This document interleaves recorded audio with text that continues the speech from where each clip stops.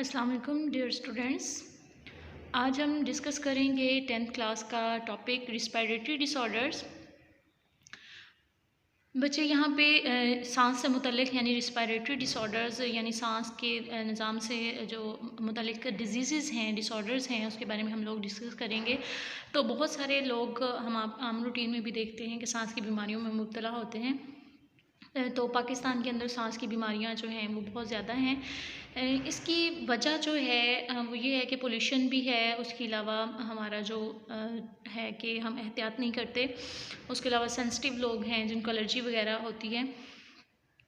तो कुछ जो है ये रिस्पिरेटरी डिसऑर्डर्स हैं जो हम आज डिस्कस करेंगे, जिसमें ब्रोंकाइटिस और नमूनिया है। सबसे पहले हम ब्रोंकाइटिस के बारे में डिस्कस करेंगे कि ब्रोंकाइटिस बेसिकली है क्या, ये कौन सी डिज़ीज़ है, इसके सिम्टम्स क्या हैं, इसका कॉज क्या है, इसका ट्रीटमेंट क्या है। तो ब्रोंकाइटिस बेसिकली इन्फ्लामेशन है ब्रोंकाई की या ब्रोंक्योल्स की, जिसके नतीजे में जो है बहुत ज़्यादा म्यूकस जो है ट्यूब्स के अंदर प्रोड्यूस हो जाता है और ये जो ट्यूब्यूलर वॉल्स हैं वो स्वेल हो जाती हैं, फूल जाती हैं और जो ट्यूब्स हैं वो तंग हो जाती हैं। अब इसकी कॉज क्या है, वजह क्या है, किस वजह से ये होता है। तो ये बच्चे वायरसेस, बैक्टीरिया और बहुत सारे केमिकल इरिटेंट्स जो हैं उनकी वजह से होता है, जैसे कि तंबाकू वगैरह। तो यहाँ पे बच्चे दो टाइप्स दी हुई हैं ब्रोंकाइटिस की, कि ब्रोंकाइटिस की दो टाइप हैं, एक एक्यूट एंड क्रॉनिक। तो सबसे पहले हम एक्यूट को डिस्कस करेंगे कि एक्यूट ब्रोंकाइटिस क्या है। एक्यूट ब्रोंकाइटिस 2 हफ्ते तक रहती है, यानी कि 2 हफ्ते तक जो है इसका पीरियड होता है। इसमें पेशेंट जो है वो रिकवर हो जाता है, लेकिन कोई भी जो परमानेंट डैमेज है ब्रोंकाई का वो नहीं होता। उसके अलावा जो हमारे पास क्रॉनिक ब्रोंकाइटिस है, क्रॉनिक ब्रोंकाइटिस के अंदर जो ब्रोंकाई है वो डेवलप करते हैं इन्फ्लेमेशन, यानी बहुत ज़्यादा क्रॉनिक इन्फ्लेमेशन उसके अंदर हो जाती है, सोजिश हो जाती है और ये तकरीबन 3 माह से 2 साल तक रह सकती है। तो जैसे कि क्रॉनिक है तो इसमें जो है बहुत ज़्यादा जो परमानेंट डैमेज होने का भी ख़तरा होता है।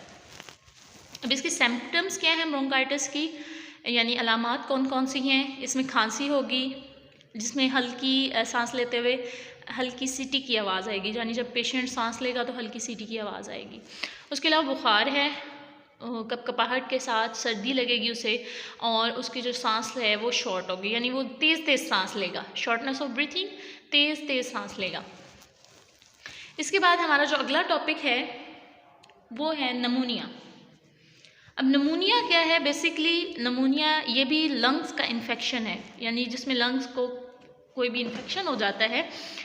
इस इन्फेक्शन की यानी इस नमूनिया की 2 टाइप्स हैं, एक डबल नमूनिया और दूसरा सिंगल नमूनिया। डबल नमूनिया में क्या होता है कि अगर इंसान के दोनों लंग्स को ये बीमारी हो जाए तो उसको डबल नमूनिया कहते हैं, लेकिन अगर एक लंग इफेक्टेड हो, एक लंग पर असर हो तो उसको हम सिंगल नमूनिया कहते हैं। अब इसकी वजह क्या है, किस वजह से ये होता है। तो एक बैक्टीरिया जिसको स्ट्रेप्टोकोकस नमूनिया कहते हैं, उसकी वजह से ये डिजीज़ होती है। और बहुत सारे वायरल या फंगल इन्फेक्शंस, यानी कि अगर वायरस और फंगस चला गया है अंदर तो उसके इन्फेक्शन से भी ये डिज़ीज़ हो सकती है। इस डिज़ीज़ में होता क्या है कि ये जो अगर बैक्टीरिया है, वायरस है या फंगस है, जब ये बॉडी के अंदर दाखिल होता है, हमारी सांस के सिस्टम से गुजरता हुआ एल्वियोलाई में जाता है, ये वहाँ पे जाके सेटल हो जाता है, वहाँ पे रिहाइश पजीर हो जाता है, ग्रो करता है, अपने नंबर इंक्रीज़ करता है और हमारे ही फेफड़ों के जो टिश्यूज़ होते हैं उनको तोड़ना शुरू कर देता है और हमारे लंग्स के अंदर फ्लूइड और पस, पीप वगैरह पैदा कर देता है। अब हमारे पास जो है नमूनिया की सिम्टम्स क्या हैं, अलामात क्या हैं, निशानियाँ क्या हैं, हमें कैसे पता चलेगा कि इस पेशेंट को नमूनिया है। तो कोल्ड, सर्दी लगेगी उसे, हाई फीवर होगा, शिवरिंग, कपकपाहट होगी, कफ विद स्पटम प्रोडक्शन, यानी उसको खांसी होगी और बलगमी खांसी होगी, यानी खांसी के साथ वो मवाद भी खारिज करेगा और तेज़ तेज़ सांस लेगा और उसकी स्किन का कलर भी चेंज हो सकता है।